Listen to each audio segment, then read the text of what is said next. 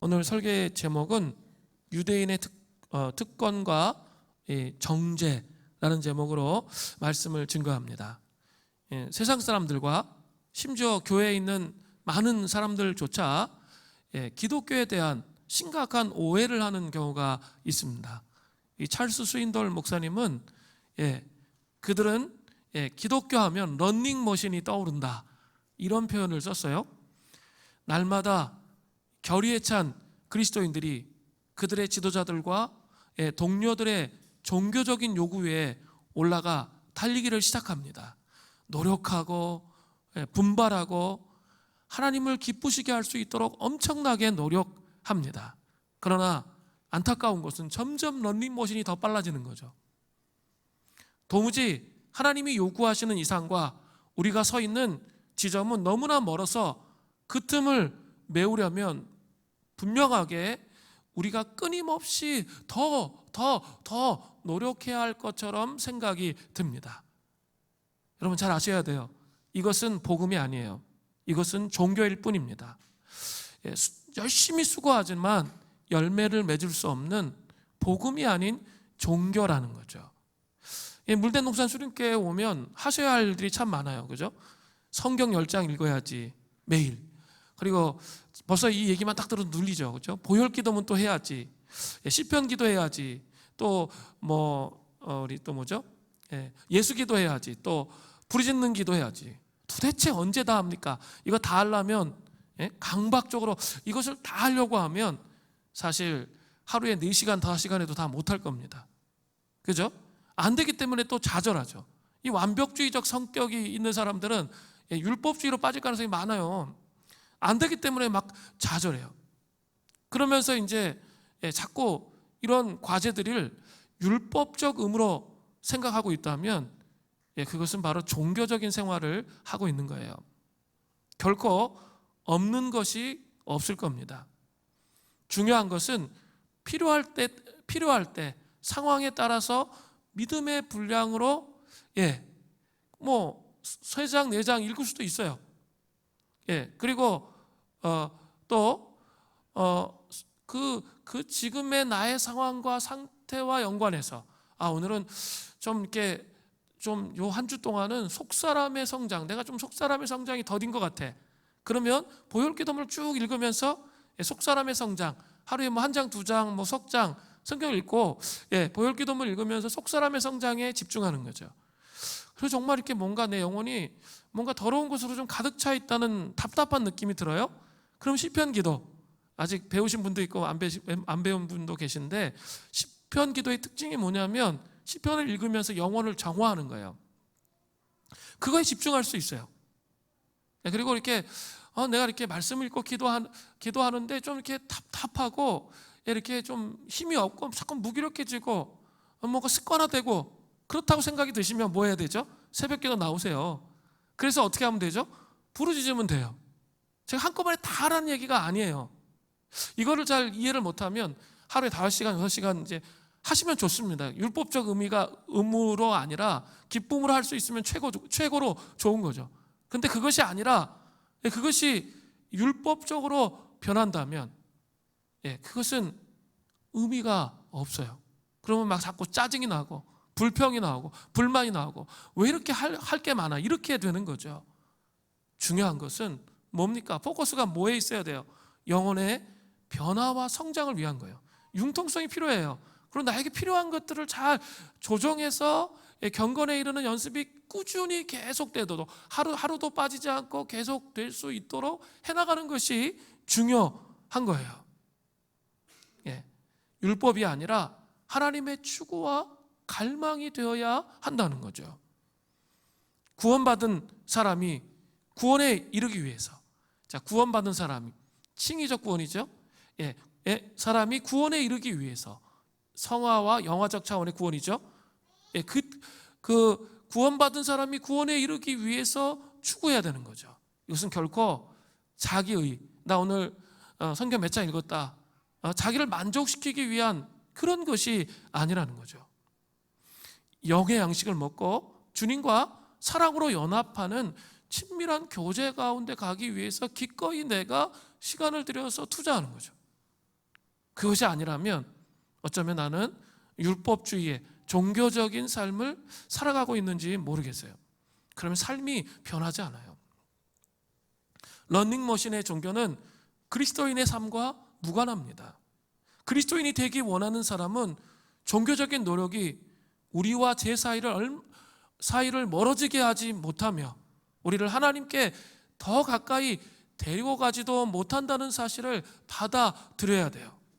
그것은 오로지 하나님의 은혜, 즉 하나님의 의가 나타난 복음의 믿음으로 반응할 때만 가능하다는 거죠. 이것을 기억해야 됩니다. 지난번 강의를 한번 생각해 보십시오. 로마서 1장 18절부터 32절까지는 이방인을 향한 하나님의 진노, 그죠? 진노가 나오고 있습니다. 그리고 로마서 2장 1절부터 16절까지는 이방인과 유대인들이 교차적으로 나타나죠. 이제 유대인에 대한 징계와 심판 이런 걸 말하기 위해서 지난주에는 유대인과 이방인이 교차적으로 나타나면서 심판의 기준이 무엇인가 세 가지를 말씀드렸어요. 진리대로, 두 번째 행한대로, 세 번째 복음대로입니다. 자, 오늘 본문부터는 그러니까 본격적으로 유대인에 대한 이야기가 나오는 거예요. 유대인의 특권과 그 특권에 미치지 못하기 때문에 오는 그 유대인에 대한 정죄가 오늘 본문의 핵심 주제입니다. 함께 살펴보겠습니다. 오늘 본문에는 유대인의 특권이 두 가지가 나와요. 첫 번째로 유대인의 특권이 무엇입니까? 하나님의 말씀, 즉 율법을 가지고 있다는 거예요. 로마서 2장 17절 전반절을 보세요. 유대인이라 불리는 내가, 헬라어 원문에는 에이데라고 되어 있습니다. 그러나 만약이란 뜻이에요. 가정법이에요. 그러니까 더 정확한 번역은 뭐냐면 내가 유대인이라고 불리운다고 가정한다면 이런 뜻이에요. 그러나 네가 유대인이라고 불리운다고 가정한다면, 자, 뭐예요? 본격적으로 유대인에 대한 이야기가 나오는 거죠. 그렇게 시작돼요. 그 당시 유대인에게는 세 가지 호칭이 있었어요. 첫 번째 호칭은 히브리인이에요. 그 히브리인이라는 단어가 변천이 많이 있었지만 예수님 시대, 사도 바울의 시대에 히브리인이라는 단어는 그 히브리어를 하는 유대인과 헬라어밖에 모르는 유대인을 구분하기 위해서 히브리인이라는 표현을 썼던 거예요.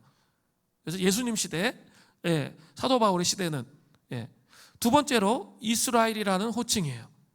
이것은 신정 국가의 일원이요 언약의 상속자임을 보여주는 호칭이에요.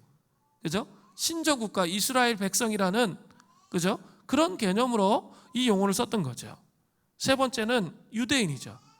유대인이라는 호칭은 헬라인이나 이방인들과 상대되는 개념으로 모세 율법을 중심으로 형성된 종교 공동체의 특징을 반영하는 거예요. 그 당시 그 예수님 시대 유대인은, 자, 성전이 파괴됐잖아요. 그죠? 그러니까 그 다음에 사람들이 집중했던 게 뭐죠? 회당에서 율법을 연구하는 거. 그게 집중했잖아요. 그러니까 율법을 아주 강조한 거죠. 그 모세오경 율법 중심의 공동체의 특성을 나타내는 말이 유대인이라는, 예수님 시대에는 그렇게 불렸던 것이죠. 자, 그러니까 이미 유대인이라는 말 속에 하나님의 율법에 대한 프라이드가 들어있는 거죠. 자, 하나님의 말씀을 가지고 있는 유대인들은 어떤 특권을 갖는 거죠? 로마서 2장 17절 중반절에서 18절입니다. 내가 율법을 의지하며 하나님을 자랑하며 율법의 교훈을 받아 하나님의 뜻을 알고 지극히 선한 것, 현대인 성경을 보니까 최상의 것을 분간하며, 놀라운 특권을 가지는 거예요. 어떤 특권을 가져요? 율법을 의지할 수 있게 돼요. 율법을 가지고 있기 때문에. 그리고 하나님을 그 율법을 통해서 자랑할 수 있어요. 또 하나님의 교훈을 받아서 뭘 알아요? 하나님의 뜻이 무엇인지 아는 거죠. 그리고 지극히 선한 최상의 것을 분별할 줄 아는 그런 놀라운 특권을 유대인들이 가졌다는 거죠. 이게 얼마나 놀라운 특권이에요?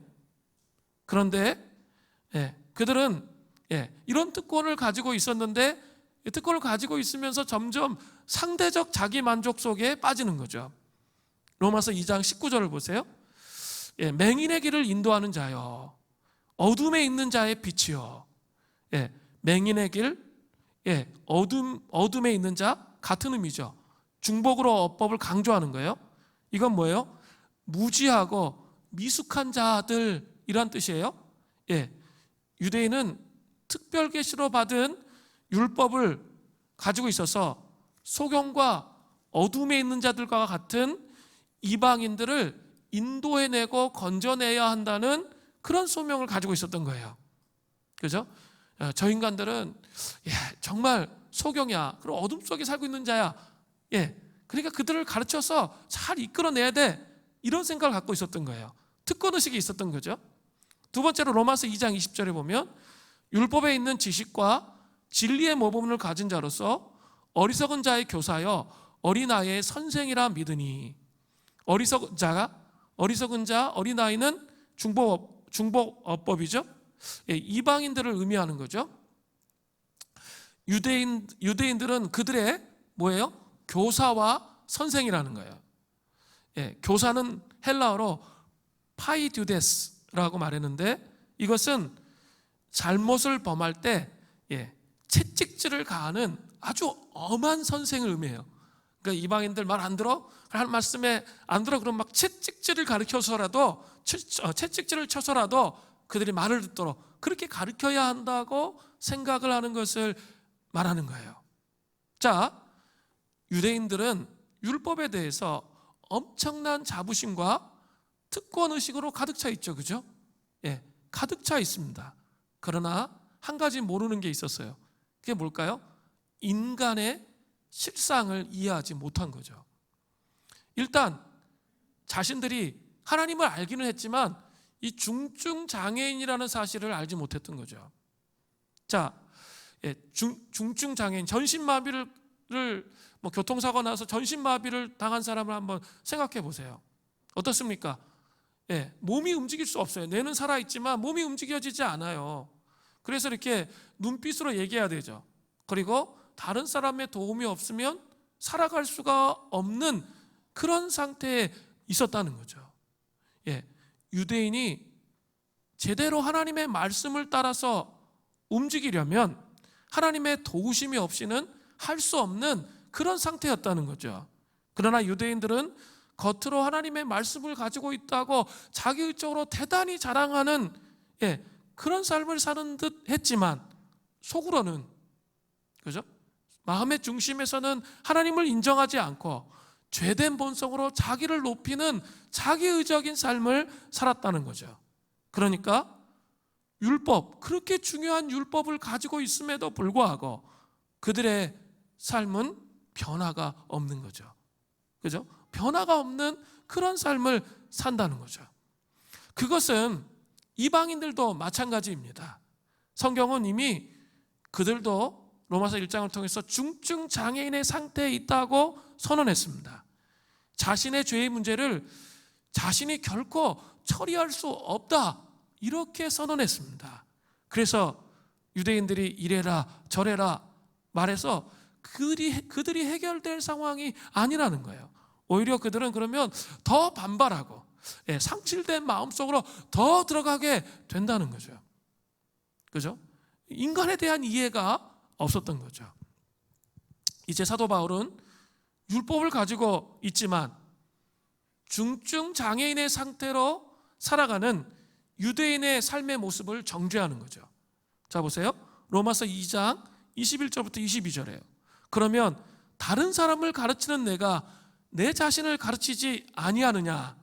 도둑질하지 말라 선포하는 내가 도둑질하느냐? 간음하지 말라 하는 내가 간음하느냐? 우상을 가증히 여기는 내가 신전 물건을 도둑질하느냐? 뭡니까?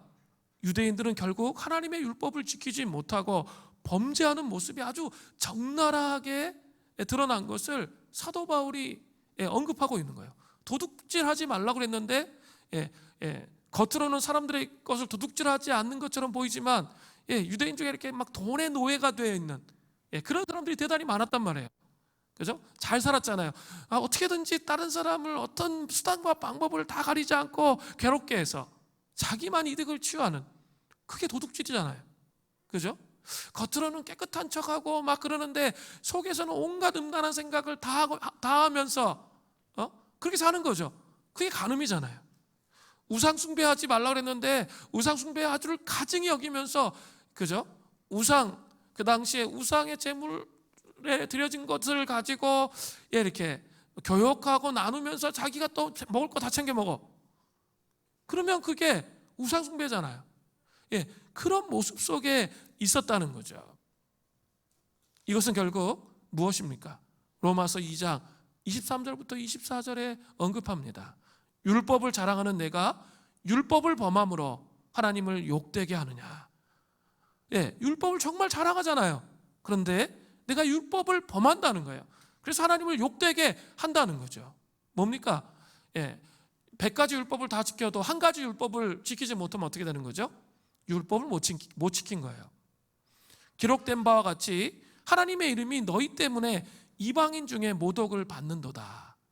그죠? 종교적으로 신앙생활을 하다가 있죠. 보면 그리스도인다운 삶을 살아가지 못할 때가 많잖아요. 그래서 오히려 우리 주변에서 보면은, 그죠? 이방인들에게 오히려 하나님을 욕되게 하는 그런 모습들이 너무나 많아서 사람들이 상처받아서 교회 안 온다, 뭐 이런 얘기들을 너무 많이 듣잖아요.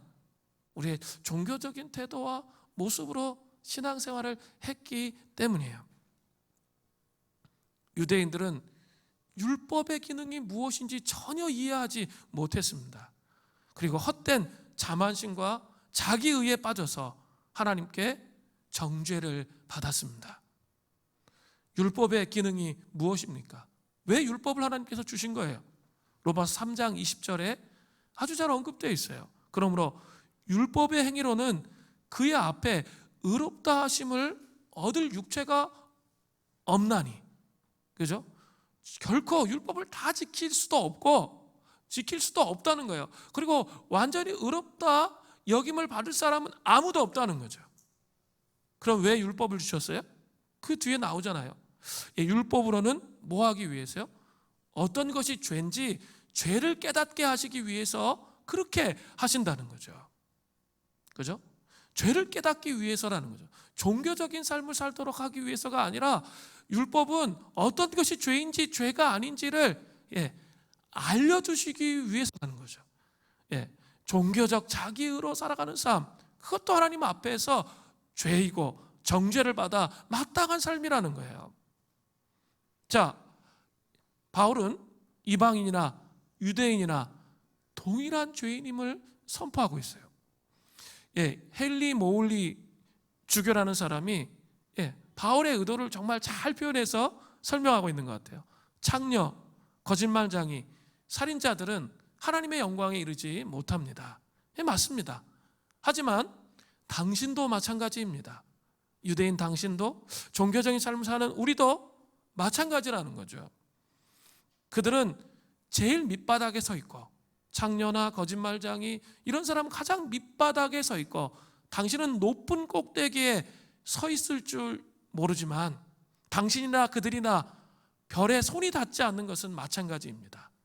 똑같은 죄인이라는 거예요. 그냥 자기들끼리 도토리 키재기에서 높은 데 있지만 이 사람이 별을 잡을 수 없다는 거죠. 똑같은 죄인이라고 말하는 거예요. 이것은 이방인들과 유대인들에 대한 성경의 선언을 아주 상징적으로 잘 보여주고 있습니다. 여러분 잘 아셔야 돼요. 이걸 모르면 복음은 모르는 거예요. 복음은 이러한 타락의 선언으로부터 시작된다는 거죠. 로마서가 하나님은 여러분 사랑하세요 뭐 이런 거 시작했어요? 아니에요. 그죠? 아주 무서워요. 그 타락의 선언으로부터 시작됩니다. 이방인도 타락했고 유대인도 타락했고 모든 사람들은 다 타락해서 하나님에 의해 도무지 도달할 수가 없다는 거예요. 이 전적인 타락의 선언에 우리가 동의하지 않는다면 복음은 우리와 아무 상관이 없는 거예요. 나의 전적인 타락과 동의가 안 된다면 복음은 우리 안에 능력으로 역사할 수가 없습니다. 내 자신이 나의 흉악한 죄로 말미암아 하나님의 무서운 진노 아래 있다는 그 선언에서부터 기독교의 복음은 시작되는 거예요.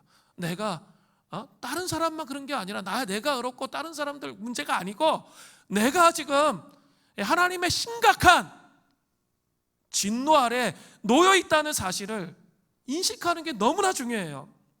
그걸 모르면 복음을 모르는 거예요. 그냥 종교 생활을 하는 거예요.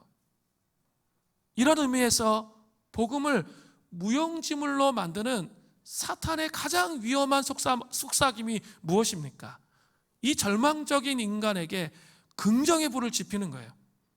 긍정의 불을 지피는 거예요. 너 스스로 하나님처럼 될 수 있다. 얼마나 주변에 많은 사람들이 그렇게 말합니까? 너가 열심히 노력해서 네 스스로 하면 네가 신적인 존재가 될 수 있다. 그렇게 말하잖아요.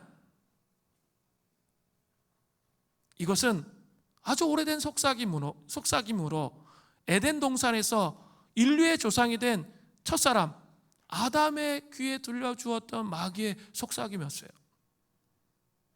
인간이 괜찮은 존재인 것처럼 말하고 인간의 이성과 감성과 의지로 구원에 이를 수 있다고 가르치는 것은 분명합니다. 그건 사탄적인 가르침이에요. 하나님으로부터 온 가르침이 절대 아니에요. 인간은 스스로 구원해낼 수가 없어요. 뼛속 깊이 죄악 속에 굴러다니는 그런 존재다. 먼저 그것을 알아야 복음의 은혜가 무엇인지 알 수 있는 거예요. 서양신학을 집대성한 어거스틴 교부죠. 어거스틴이 이렇게 말했어요. 아무도 자신을 훌륭하다고 생각하지 말라. 무엇 때문에 우리는 그렇게도 인간성의 능력을 중요시하는가? 사람들에게 인정받고, 사람들에게 뭔가 이렇게 보여주고 싶고, 막 이런 거 왜 이렇게 중요하냐는 거예요. 그것은 상하고 부서지고 혼란하고 망하게 되었다. 그렇게 말해요. 우리에게 필요한 것은 진실한 고백이지 회개라는 거예요. 그릇된 자기 변호, 인간의 그릇된 자기 변호가 필요한 것이 아니라는 거예요. 로마서의 핵심이 이거예요. 이 앞부분에 철저한 자기 절망을 할 줄 알아야 복음이 정말 은혜이구나를 아는 거예요. 모태신앙인 게 중요한 게 아니에요. 내가 뼛속 깊이까지 하나님의 구원에 도달할 수 없는 죄인이구나, 하나님의 진노 안에 놓여져 있는 정말 구제불능의 죄인이고 악인이구나, 이걸 먼저 이해해야 돼요. 내가 어떤 도덕적인 선한 것으로, 내가 의로운 것으로 자기 죄인이 아닌 것처럼 생각해서는 결코 안 된다는 거예요. 뼛속까지 이 깨달음이 있어야 돼요. 그래서 거꾸러지는 삶을 통해서만 복음의 진리를 알 수 있게 돼요. 그냥 모태신앙이라고 그냥 어렵부터 그냥 복음 들었는데 이런 경험이 없어. 정말 자기를 완전히 정말 구제불능이구나, 나는 여기에서 이 상태에서 빠져나올 수가 없구나. 그래서 정말 저에게 예수 그리스도의 복음이 필요합니다. 이것만이 절대적으로 필요합니다. 이 고백을 하기 전까지는 복음을 제대로 알 수가 없습니다. 복음이 오직 유일한 소망이 될 수가 없는 거죠. 그렇게 되면 모태신앙으로 삶을 살면서 어정쩡한 거예요. 반 펠라기우스주의, 반은 행동으로 구원받는 것처럼 열심히 하고, 반은 또 은혜로 구원받는 것처럼 또 그렇게 살고, 이중적인 그런 삶을 사는 거죠. 은혜로 구원받는다고 말했던 사람이, 주장했던 신학을 했던 사람이 어거스틴이고, 이 사람을 대적해서 이단했던 사람이 펠라기우스예요. 반은 행동을 해야 하고, 반은 구원을 믿음으로 구원받고, 이렇게 생각했던 거죠. 그거 이단적인 생각이에요. 그렇지 않습니다. 복음은 우리에게 말합니다. 우리 자신에게 일말의 가능성도 두어서는 안 된다는 거예요. 그게 복음이에요. 그래야 예수 그리스도의 희망, 소망이 감격으로 다가와요. 그리고 거기에 목숨을 걸고 희망을 따라, 이 복음을 따라 사는 삶을 살아간다는 거죠. 사랑하는 성도 여러분, 알렉산드로 뒤마가 쓴 소설 몽테크리스토 백작을 읽어보신 적 있으세요? 제가 어린 시절에 이것을 읽었는데 아주 인상이 깊었습니다. 프랑스 마르세유 출신의 젊은 선원 에드몽 당테스는 젊은 나이에 선원이 되고 아름다운 메르세데스와 약혼을 하게 됩니다. 그런데 이것을 시기한 적들의 흉악한 억울한 흉계에 의해서 14년 동안이나 감옥에 수감되게 되었습니다. 이프 감옥은 우리 빠삐용 우리 영화 아시죠? 처럼 있죠. 이렇게 물로 바다로 둘러싸여져 있기 때문에 거기서 탈출하는 것은 불가능합니다.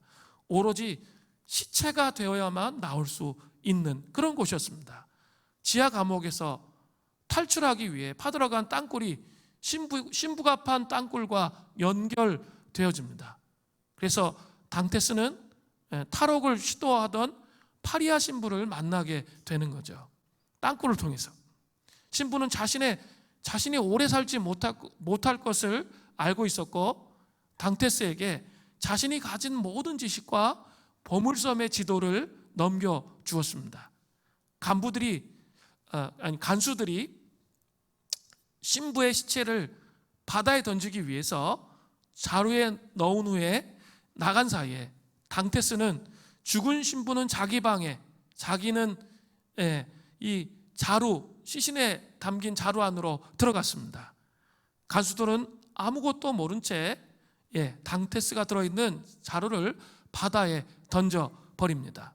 바닷물에 빠진 당테스는 미리 준비해둔 칼로 자루를 찢고 무사히 빠져나와서 탈출에 성공합니다.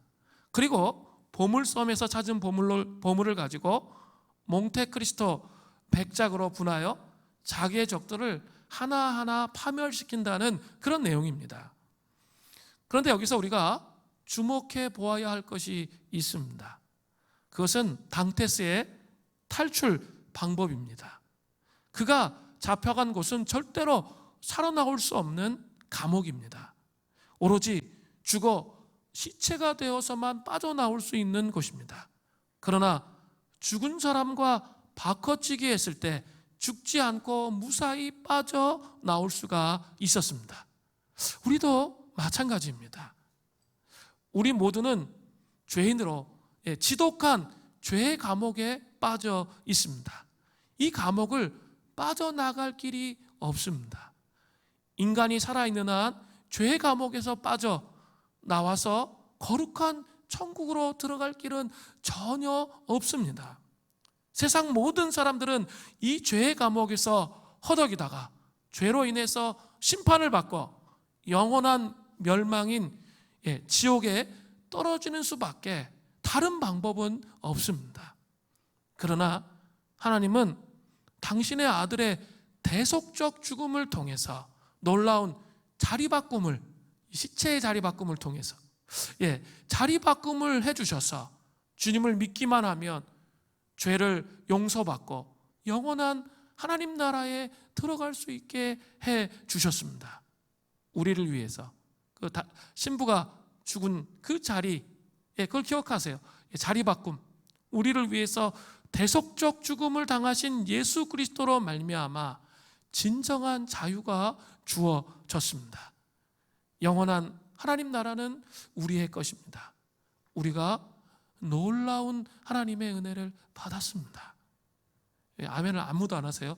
놀라운 하나님의 은혜를 받았다는 게 여러분 정말 마음속에 감동이 되십니까? 나는 정말 구제불능인 그런 죄인이구나. 이것을 이해한 사람만이 하나님의 진노 아래 놓여져 있는 정말 아무 소망이 없는 자이구나. 그런데 예수 그리스도의 그 십자가의 은총이 나를 은혜의 자리로 영원한 하나님 나라로 옮기셨다는 이 사실이 그때서야 비로소 감동이 되고 그것이 복음의 은혜구나를 느끼는 거예요. 여러분의 삶에 좌절이 되고 힘들고 어렵게 하는 게 뭡니까? 그게 바로 우리의 뼛속 깊은 죄의 증상이고 양상이 아닐까요? 그죠? 그런 모습을 좀 보시면서 주님, 저에게 예수님이 필요합니다. 저희 삶에 예수님 영접할 때 끝, 한 번 끝이 아니라 그랬어요.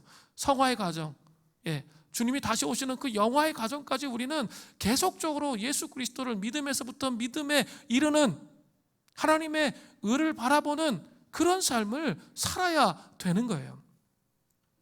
그것이 복음입니다. 그 복음의 은총 안에 삶을 사시는 은혜가 있기를 바랍니다. 자, 유대인의 특권 두 번째는 무엇입니까? 바로 할례입니다. 할례라는 것은 하나님의 언약 백성의 몸의 증표예요. 남자 성기 표피 부분을, 끝부분을 자르는 그 행위를 말해요. 사실 할례라는 것은 유대인들처럼 극단적으로 자랑하라고 주신 것이 아니에요. 오히려 우리 힘으로 살 수가 없고 그분을 의지해야 하는 죄인임을 이 할례의 몸의 증표를 보고 깨달아야 하는 거죠. 날마다 자기의 몸의 증표를 보면서 나의 힘으로는 살아갈 수가 없는 거구나. 하나님의 은혜가 나의 삶에 반드시 필요하구나. 이렇게 하기 위해서 아브라함 때부터 할례를 행하도록, 하나님의 은혜가 필요하다는 것을 이해하도록 그렇게 했던 거죠. 그러나 유대인들은 어떻게 해요? 자랑하고 떠벌리고 또 다른 사람하고 구분시키고 그것을 그렇게 사용한 거죠. 심지어 유대교의 전승에 의하면 게헨나, 이 지옥을 의미하거든요. 게헨나의 문 옆에 앉을지라도 할례 받은 사람은 아무도 지옥에 떨어지지 않도록 아브라함이 지켜준다는 거예요. 정말 말도 안 되죠? 아브라함이 지켜준다 이렇게 생각할 정도였어요. 정말 착각이죠. 유대인이 율법적으로 하나님 주신 율법대로 살지 않는다면 그 할례가 무슨 소용이 있습니까? 우리식으로 얘기하면, 기독교식으로 말하면 내가 세례를 받았는데 믿지 않는 사람과 똑같은 모습으로 삶을 살아. 그럼 그 세례가 무슨 의미가 있습니까? 아무 의미가 없는 거예요. 그죠? 직분을 받았는데 그 직분에 합당하게 살지 않아. 그러면 그 직분이 무슨 소용이 있습니까? 다른 사람들에게 자랑하기 위한 종교적인 의에 불과한 거죠. 그 직분이 아무 의미가 없어요. 목사, 권사, 안수집사, 장로, 그게 무슨 의미가 있습니까? 내가 그 뜻대로 합당하게 율법을 지키며 하나님 말씀을 지키며 살지 않는다면 아무것도 아니라는 거죠. 모태신앙이에요. 그래서 어린 시절부터 말씀을 외우고 말씀을 지키고 삶을 살았어요. 그런데 커가지고, 이 머리 커가지고 반항기가 들어가지고 하나님의 말씀대로 살지 않는다면 그게 무슨 소용이 있습니까? 바울은 이러한 논리로 유대인들을 정죄합니다. 로마서 2장 25절을 보세요. 내가 율법을 행하면 할례가 유익하나? 율법을 행하면 할례가 유익하죠? 유익하나 만일 율법을 범하면 내 할례는 무할례가 되느니라. 할례가 없는 게 되는 거예요. 율법을 범하면. 또 사도 바울은 25절 말씀의 반대적 상황을 다루면서 논리를 전개해요. 26절을 보세요. 그런즉 반대로 무할례자가 율법의 규례를 지키면 그 무할례를 할례와 같이 여길 것이 아니냐. 율법을 지킨다면 할례와 같이 여겨진다는 거예요. 그게. 자, 그러면서 이제 사도 바울은 무할례자가 할례와 율법을 가지고 있는 유대인들을 정죄하는 것에 대해서 말해요. 무할례자가 할례와 율법을 가지고 있는 유대인을 정죄한다는 거예요. 그게 27절이에요. 또한 본래 무할례자가 율법을 온전히 지키면, 자, 여기서 말하는 온전히 지킨다는 것은 뭐예요? 온전히 지킬 수 없다 그랬죠? 예수 그리스도로 말미암는 의, 복음의 의, 행위로 말미암는 게 아니에요. 믿음에서 믿음에 이르는 거, 그거죠. 그렇게 행하면, 자, 율법 조문과 할례를 가지고 율법을 범하는 너를 정죄하지 아니하겠느냐. 율법을 예수 그리스도로 말미암는 의를 계속 예수의 십자가를 바라보면서 죄를 회개하면서 돌이키면서 그렇게 삶을 살아가면 오히려 율법을 가지고 있으면서 율법을 지키지 않는 유대인들을 정죄하게 된다는 거죠. 그러면서 할례의 참된 의미를 설명하는 거예요. 이제 바울이 몸에 받는 할례가 중요한 게 아니야 하면서 이제 설명해요. 그게 뭐예요? 마음의 할례라는 거예요. 여기서 좀 이게 되게 중요하거든요. 마음의 할례. 로마서 2장 28절부터 29절을 보세요. 무릇 표면적 유대인이 아니요 표면적 육신의 할례가 아니니라 분명히 되어 있죠. 오직 이면적 유대인이며 속 사람이 유대인이어야 유대인이라는 거예요. 현대인 성경에는 의역했어요. 마음에 참된 변화를 받은 사람이 유대인이라는 거죠. 참 유대인이라는 거예요. 할례를 마음에 할지니, 할례 어디에 해야 돼요? 마음에 해야 돼요. 마음에. 그죠? 그리고 영에 있고, 영을 표준 세문역에 보면 성령을 의미하는 거예요. 성령님이 마음의 할례를 주신다는 거예요. 이 말이 되게 중요해요. 성령님이 마음의 할례를 주시는 거예요. 율법의 조문에 있지 아니한 것이라. 그 칭찬이 사람에게서가 아니요 다만 하나님에게서니라. 사도 바울은 유대인들의 할례 문제에 대해서 정죄하면서 할례는 몸에 행하는 것이 아니고 더 중요한 것이 있다고 말하는 거예요. 그것은 마음에 행하는 할례가 훨씬 더 중요하다는 거예요. 마음에 행하는 할례는 이미 구약에서부터 계속 언급되어 왔던 이야기예요. 신약에 갑자기 등장한 단어가 아니에요. 그게 그러니까 하나님의 마음이 구약에서부터 이미 전달됐던 거예요. 신명기 10장 16절을 보세요. 그러므로 너희는 마음의 할례를 행하고 다시는 목을 곧게 하지 말라. 완고하게 하지 말라는 거예요. 마음의 할례를 육체 할례로 그냥 자기가 이렇게 하나님 믿는다 이런 거 말하지 말라는 거예요. 마음의 할례를 행하라는 거예요. 또 신명기 30장 16절에 내 하나님 여호와께서 내 마음과 내 자손의 마음에 할례를 베푸사 너로 마음을 다하여 뜻을 다하여 내 하나님 여호와를 사랑하게 하사 너로 생명을 얻게 하실 것이며. 마음의 할례를 행해야 어때요? 마음과 뜻을 다해서 여호와 하나님을 사랑하게 돼요. 여호와 하나님을 사랑하고 싶은데 생각은 그런 데 있죠. 이 마음이 안 되는 사람들이 대단히 많아요. 무지하게 많아요. 왜냐 그렇게 살지 않았기 때문에 마음의 할례를 성령님께서 오셔서 마음의 할례를 행하면서 사는 삶을 살아가는 게 무엇인지 전혀 모르고 자기 마음대로 마음 가는 대로 막 살았기 때문에 안 되는 거예요. 그죠? 안 되는 그런 경우들이 많다는 거예요. 마음의 할례는 바로 구원자 예수 그리스도를 믿음으로 받아들이고 그 칭이죠, 그죠? 그렇게 그 구원을 얻는 거예요. 그리고 그분과 동행하는 믿음에서 믿음으로 이르는 그러니까 성화와 영화의 과정으로 가는 과정 가운데 반드시 필요한 거예요.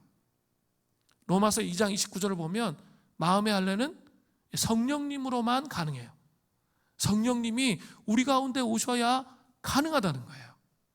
예수 그리스도가 십자가에 죽으시고 부활 승천하신 후에 우리에게 오신 예수의 영.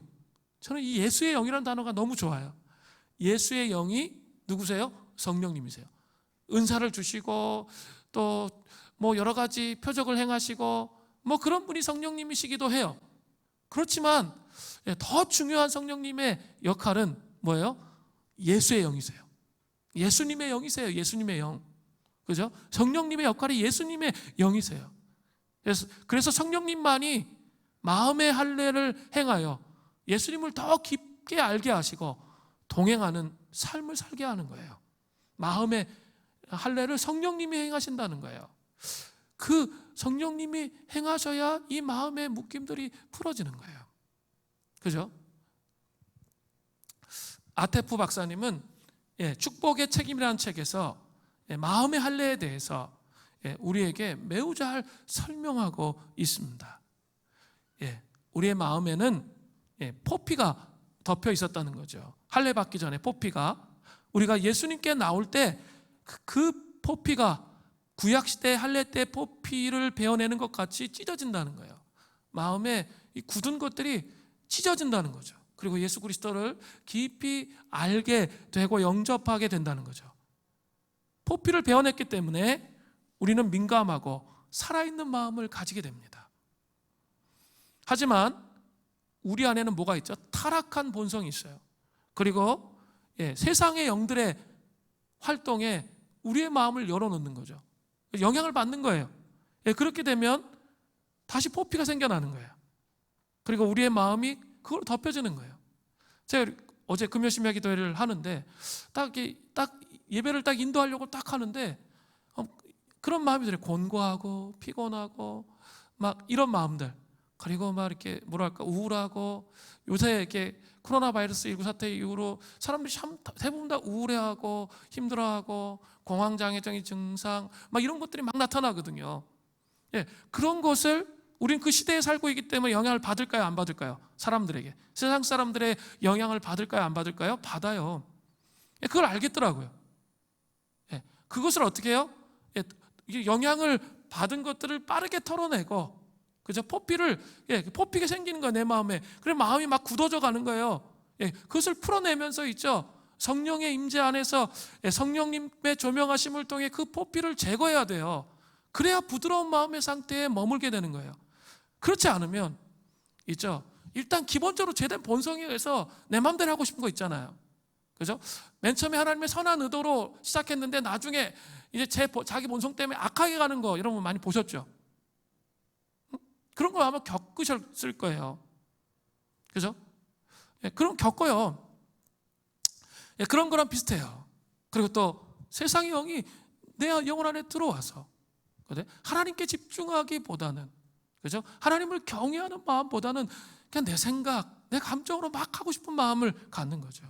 그리고 뭔가 탐욕, 짜증, 분노, 원망, 불평, 불만, 이런 감정들로 막 살아가도록 만든 거예요.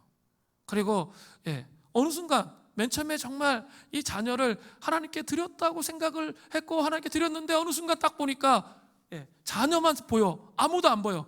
하나님이 보여지지가 않아. 그러니까 옆에 사람도 안 보여, 내 자녀밖에. 이렇게 되는 거죠. 그죠? 그게 뭐예요? 우상이잖아요. 어느 순간 선한 의도로 집을 사고 또 선한 의도로 뭐 이렇게 하려고 했는데 나중에 보면 돈밖에 안 보여. 돈에 대한 금신과 염려, 뭐 이거 차 있잖아요. 그게 뭐예요? 세상의 정신이 내 영혼 안에 들어와 버린 거예요. 그래서 내 마음이 굳어져 버린 거예요. 하나님의 임재 앞에 이렇게 서기가 어려운 거예요. 마음이 굳어버렸으니까 하나님 임재 앞에 서기가 어려워요. 여러분, 하나님을 만났던 적이 있죠? 그죠? 하나님을 감격적으로, 그 십자가의 복음을 감격적으로 경험했던 적이 분명히 있으실 거예요. 여러분의 삶을 잘 한번 반추해 보세요. 분명히 있었어요. 그리고 이렇게 성령의 조명하심을 통해 마음의 할례가 와서 이렇게 영혼이 샤워한 것처럼 회복되어지는 그런 경험을 하고, 예수님밖에 없구나, 이걸 알았는데 지금 왜 그렇지 않습니까? 지금 왜 그렇지 않으세요? 그 이유는 이 마음에 계속 쌓아둔 이 마음에 덮여진 포피를 제거하지 않은 거죠. 그렇게 되면 우리의 마음이 완악해지고 완고해져요. 그리고 하나님의 말씀에 반응이 안 돼요. 예배 시간 계속 졸아요. 그리고 이게 하나도 안 들어와. 이건 저의 문제가 아니에요. 지금 나의 영적 상태가 심각한 거예요. 물론 제가 재우는 은사가 있어서 재우는 것일 수도 있겠긴 하겠지만 대부분은 그렇지 않아요. 그리고 어젯밤에 늦게 주무셨으면 졸 수밖에 없는 거죠. 그런데 제가 얘기하는 그런 걸 얘기하는 게 아니라 상습적으로 앉아서 아무리 말씀을 들으려고 해도 말씀이 안 들려. 이게 뭡니까? 지금 내 영혼의 상태가 이 완악감과 완공으로 가득 찬 반응을 하나님께 하고 있는 거예요. 저에게 하고 있는 게 아니에요. 이거 분명히 알아야 돼요. 호세아 7장 8절부터 10절은 이런 말씀이 나와요. 에브라임은 북이스라엘 대표 지파예요. 북이스라엘을 의미하는 거예요. 에브라임이 여러 민족 가운데 혼합되니 그는 곧 뒤집지 않은 전병이로다. 이방인들이 그의 힘을 삼켰으나 알지 못하고 백발이 무성할지라도 알지 못하는 도다. 그의 힘을 삼켰는데 알지 못해. 백발이 막 무성한 상태인데 알지 못해요. 이스라엘의 교만은 그 얼굴에 드러난다니 그들이 이 모든 일을 당하여도 그들의 하나님 여호와께로 돌아오지 아니하며 구하지 아니하는도다. 북이스라엘이 여러 민족과 혼합되는 죄악으로 지금 어떤 상태에 놓인 거예요? 뒤집지 않는 전병의 상태. 이게 완고한 상태거든요. 뒤집지 않은 전병은 어때요? 한쪽은 설익었어요. 그죠? 그렇지만 밑은 어때요? 새까맣게 탔어요. 먹을 수가 없어. 심각한 손상이 왔어. 그런데도 위만 보면서 어떻게 하는 거예요? 괜찮다, 괜찮다. 예, 그렇게 이야기하는 거예요. 한번 집에 가서 전을 태우시면서 한번 자기 영혼의 상태를 이건 아니구나 해야 돼요. 위는 그냥 아직도 익지 않았으니까 괜찮다 괜찮다 하지만 밑이 다 심각한 상태 가운데 빠져 있단 말이에요.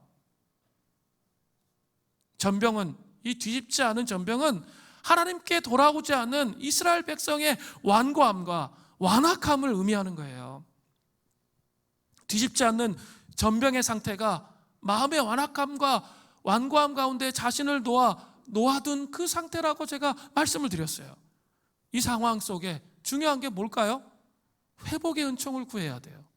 다시 예수 그리스도의 십자가 앞으로 나아가야 돼요. 그리고 성령님을 통해 마음에 할례가 우리의 심령 안에 와야 돼요.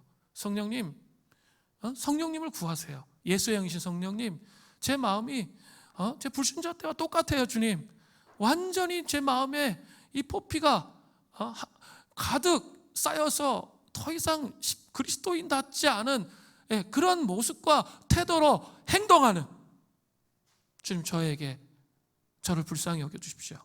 저는 가능성이 없습니다. 주님, 저는 여기서 해결할 수 있는 방법이 아무것도 없습니다. 성령님 조명하셔서 이 굳은 마음을 깨뜨려 주시고 무너뜨려 주셔서 성령님으로 말미암아 하나님, 이 완악한 마음이 깨어져서 하나님을 사랑하고 하나님을 경외하며 하나님을 신뢰하는 하나님의 사람 되게 하여 주십시오. 그렇게 고백하지 않는다면 우린 유대인이나 다를 바가 없어요. 우리 종교인이나 다를 바가 없어요. 복음을 알지 못하는 사람이에요. 마음의 할례를 받아야 돼요. 제 마음의 할례는 뭐라고 그랬어요? 성령님을 통해 온다고 그랬죠. 그 성령님은 모든 믿는 자의 마음으로부터 강물처럼 흘러오십니다.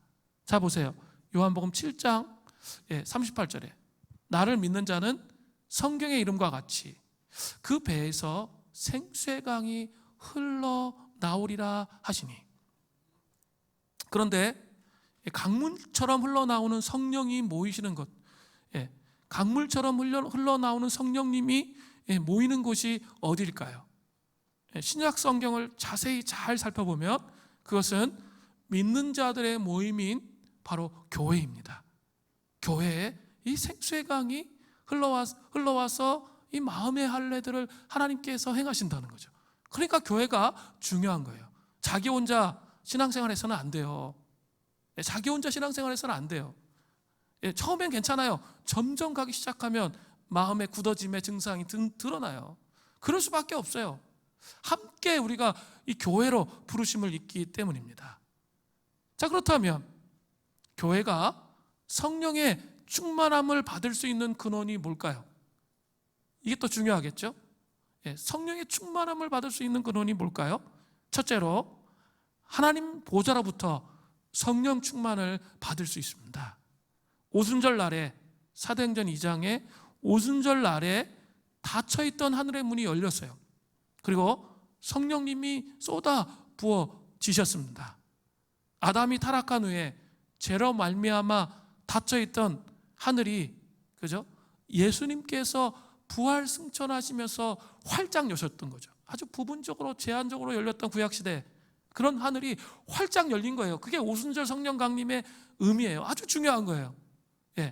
사도행전 2장에 그렇게 활짝 열렸다는 거죠. 우리는 오순절날 열린 하늘로부터 성령 충만함을 계속 받을 수 있어요. 그래서 마음의 할례를 행할 수 있습니다. 자, 두 번째로 하나님의 교회에 있는 생수의 강물로부터 성령 충만함을 받을 수 있어요. 하나님의 교회에 있는 생수의 강물. 하나님께서는 하늘로부터 직접 성령을 부어주실 수 있는데 왜 교회 가운데 생수의 강물이 흘러나오도록 그렇게 하셨을까요? 여기에는 이유가 있습니다. 그것은 하나님께서 이 땅의 교회가 잠자는 때가 있다는 것을 아셨기 때문이에요. 지금의 한국교회가 이런 모습이 아닌가 그런 생각이 듭니다. 이런 일들이 일어나는 것은 믿는 자들이 죄를 짓고 회개하지 않기 때문이에요. 믿는 자들의 회개하지 않은 죄들은 먹구름처럼 쌓여서 하늘과 우리 사이를 가로막는 장애물이 되는 거죠. 그리고 하늘로부터 부어지는 성령님을 가로막습니다. 그러나 이렇게 어려운 시기에도 여전히 성령님을 향한 갈급한 심령을 가진 사람들이 성령 충만을 신비롭게 받도록 그렇게 하기 위해서 하나님께서는 교회 안에 생수의 강을 두셨어요. 교회가 막 엄청 지지고 볶고 싸우는데도 회심하는 사람이 나타나. 여러분 이런 거 경험해 보셨어요? 놀라운 일이에요. 어떻게 이런 상황 속에서 저 사람이 어떻게 복음을 영접했을까? 저는 그거 많이 봤어요. 너무 아이러니해. 교회 안에 이렇게 종교적으로 변하면서 막 문제들이 그렇게 많이 일어났는데 교회를 함부로 판단해서는 안 된다는 거예요. 그래도 그 안에서 예수 믿는 사람들이 나와요. 그리고 예수가 전부이고 예수의 소망을 가진 사람들이 있어요. 정말 아이러니해요. 그죠? 왜 그럴까요? 생수의 강을 두셨기 때문입니다. 이 강물은 눈에 보이지 않습니다. 그렇기 때문에 그들은 자신의 생수의 강물로부터 채움을 받고 있다는 사실을 잘 알지 못한 채 하나님의 말씀을 따라 성령 충만함을 간구합니다. 신실하신 하나님께서는 교회 안에 성령의 강물을 채움으로써 그들의 기도에 응답하시고 회심하고 변화되는 일들이 일어나게 하시는 거죠. 자, 이해되셨죠? 문제가 있어도 참 최대 아이러니가 이거였어요. 왜 그런데도 하나님이 그 임재를 다 거두시지 않을까? 바로 그런 이유 때문이라는 거예요. 그러나 중요한 게 있어요. 믿는 자들이 계속 죄를 지으면서도 깊이 회개하지 않는 것은 대단히 위험한 일이에요. 회개하지 않는 죄들은 오순절날에 열린 하늘을 완전히 막아버리기 때문입니다. 예수님께서 죽음이라는 큰 죄값을 치르고 하늘을 여셨는데 우리의 방종함과 죄를 대수롭지 않게 여기는 자세는 죄의 먹구름을 만들어 열린 하늘과 우리 사이가 다시 가려지도록 그렇게 만든다는 거예요. 이사야서의 말씀을 보면 죄가 구름을 만든다는 사실을 말해요. 이사야 44장 22절을 보세요. 내가 내 허물을 빽빽한 구름같이 내 죄를 안개같이 없이 하였으니 너는 내게로 돌아오라. 내가 너를 구속하였음이라. 허물이 뭐예요? 빽빽한 구름과 안개 같아. 앞이 하나도 안 보여. 그죠? 그리고 빽빽한 구름, 안개 같은 그런 상황 가운데 있는 거죠. 그런 이스라엘 백성들을 향해서 돌아오라 이렇게 말씀하세요. 우리의 죄가 구름을 만들고 하늘을 막을 수 있다는 사실이 여러분 보이십니까? 이 이사야서 말씀을 통해 이게 보여져야 돼요. 이사야 선지자는 구름 때문에 우리의 죄 때문에 하늘이 닫힌 것, 분명히 오순절날 하늘의 문이 예수 그리스도로 말미암아 완전히 다 열렸단 말이에요. 풍성한 은혜를 누릴 수 있게 해주셨단 말이에요. 그러나 그 닫혀있는 것을 알았습니다. 그래서 이렇게 부르짖죠. 제가 정말 많이 기도하고 많이 좋아하는 구절인데 이사야서 64장 1절이에요. 원하건대 주는 하늘을 가르고 강림하시고 주 앞에 산들이 진동하기를. 하늘을 가르고 강림해 달라고 말하는 거죠. 이 죄악과 허물들을 깨뜨리시고 우리 가운데 강림해 주십시오. 그렇게 말하고 있는 거예요. 불행하게도 오늘날 교회는 믿는 자들은 생수의 강물을 통해서 성령님의 채우심을 받고 있다고 해도 과언이 아닙니다. 그마저도 오순절만큼 풍성하게 흐르지는 않습니다. 그것은 믿는 자들이 회개하지 않아 죄의 구름이 오순절날에 부요한 성령의 근원과 원천을 막고 있기 때문입니다. 물론 하늘은 예수님 이전처럼 다시 닫힐 수 없고 여전히 열려 있지만 우리가 만들어낸 죄의 먹구름으로 막혀 있다는 거죠. 그 구름이 오순절날 일어난 성령의 부으심의 역사를 가로막고 있다는 것. 이게 너무나 안타까운 게 아니에요?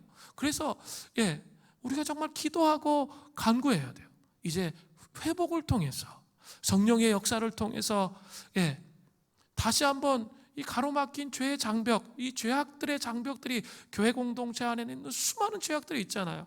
우리 한 사람이 지은 죄, 공동체가 지은 죄, 교만, 시기, 질투, 분열, 원망, 거역, 완고함, 고집, 불순종, 뭐 이루 말할 수 없어요. 탐욕, 욕심, 우리 삶 속에 막 달라붙어 있는 그 수많은, 하나님 뜻대로 살아가지 않은 그 수많은 죄악들을 벗어던지면 오순절날 임한 그 성령의 강림하심이 우리에게 충만하게 임하면 어떤 일이 일어난다고요?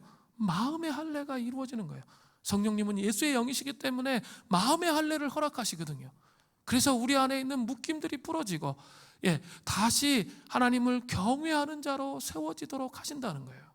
그냥 내 본성대로, 그냥 내 느낀대로 그렇게 살지 않도록 하시는 거예요. 마음의 할례를 받아야 돼요. 그죠?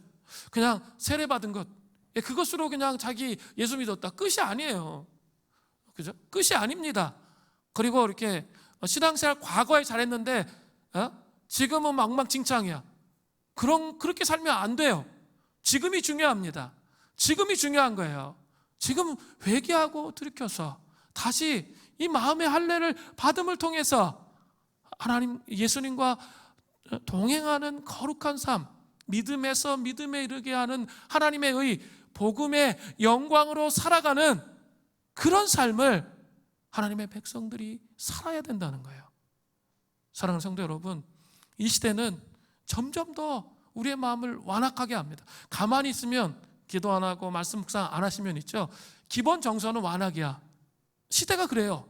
시대가 교회에 대해서 또 하나님에 대해서 그런 마음들을 갖고 있어요. 그러니까 깨어 있어야 돼요. 씨름해야 돼요. 우리 함께 모여서, 교회라는 공동체 함께 모여서 뭐 해야 돼요? 오순절날 임했던 그 성령님이 임하셔서 우리의 마음속에 마음의 할례를 행하시도록, 그래서 정말 하나님 한 분이 경외받으실 분이고 온 우주를 다스리시는 분이심을 이해하고 인식하며 세워져야 된다는 거예요. 그게 교회의 본질이에요. 교회가 함께 모여야 할 이유인 거예요. 그래서 우리가 소그룹해야 할 이유입니다. 우리 소그룹하면서 뭐 집 얼마에 샀고 얼마에 팔고, 물론 그러니 가끔 하시는 건 좋은데 허구한 날 그런 얘기만 해. 안 됩니다. 그러면 또 뭐 액세서리 맨날 얘기하는 거지. 이 목걸이 어디서 하고 뭐 가끔 얘기할 수 있는데 맨날 그 얘기밖에 안 해. 도대체 그럼 왜 모입니까? 모일 필요가 없어요. 우리의 중심이 뭐여야 돼요? 예수 그리스도, 복음의 은혜, 그걸 나눠야 되는 거죠. 십자가의 은총, 닫혀있는 우리의 하늘의 문을 열기 위해서, 마음의 할례를 행하기 위해서 우리의 죄악을 고백하는 거죠. 속으로 안에 있는 죄악들, 그것을 고백하는 거예요. 이 고백은 또 돌아 또 나한테 와. 맨날 이렇게 생각하면 있죠, 정말 교회에서 은혜 받기 힘들어요. 그렇지 않아요. 정직해야 돼요. 성령의 임재 아래서 나누면 있죠, 성령님께서 보호해 주세요. 전 그렇게 믿습니다. 교회에서 나누지 못하면 도대체 어디 가서 나누실 거예요? 어디서 나누실 거예요? 나눌 데가 없잖아요. 그러면 나 혼자 너무 힘들어요. 살아갈 수가 없어요. 우리 죄를 고백해야 됩니다. 서로의 죄를, 잘난 것만 고백하지 마시고 우리의 죄를 고백해야 돼요. 그래서 마음의 할례를 받아야 됩니다. 그래야 다시 우리가 하나님 앞에 서게 되고 복음의 영광이 우리의 삶 전체 안에 들어오는 거예요. 그 은총이 우리에게